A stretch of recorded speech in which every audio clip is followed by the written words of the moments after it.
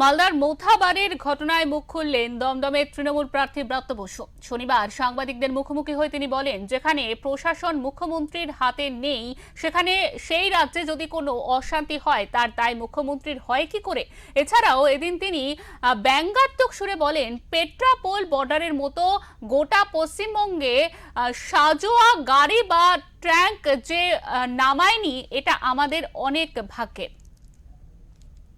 না, আমার আমার আমার মনে হয় না, কেননা কোনো প্রশাসনটাই আর মুখ্যমন্ত্রীর হাতে নেই। এখানে প্রশাসন মুখ্যমন্ত্রীর হাতে নেই। মুখ্যমন্ত্রী নিজে বলছেন যে রাজ্যের প্রধান যারা আমলা এখন নতুন ভাবে এই নির্বাচন কমিশনে কলমের গুঁতো এসে বসেছেন, তাদের অনেকে মুখ্যমন্ত্রীর সঙ্গে যোগাযোগ অব্দি করেন না। এটা মুখ্যমন্ত্রীর আপনার রাজনৈতিক বক্তৃতা আপনারা নিশ্চয়ই পেয়েছেন এর মধ্যে। তাহলে মুখ্যমন্ত্রীর যেখানে কোনো নিয়ন্ত্রণ নেই, রাজ্যে যদি কোনো অশান্তি হয়, মুখ্যমন্ত্রী কি করে তার দায় নিতে পারেন? বাংলায় তো তদন্তও চলছে না, মানে আজকে তো ফুটেজ সংগ্রহ, তারপর টাইমলাইন তৈরি করা, কখন কি ঘটেছিল। বললাম তো, এই মুহূর্তে পশ্চিমবঙ্গে সব থেকে বেশি বোধহয় গোটা মানে সাঁজোয়া গাড়ি যে নামায়নি, এই অনেক ট্যাঙ্ক নাই যে নামিয়ে দেয়নি, এই অনেক আমাদের ভাগ্য। ED, CBI, NIA, income tax, নির্বাচন কমিশন সব এসে এখানে যুদ্ধ ঘোষণা করেছে।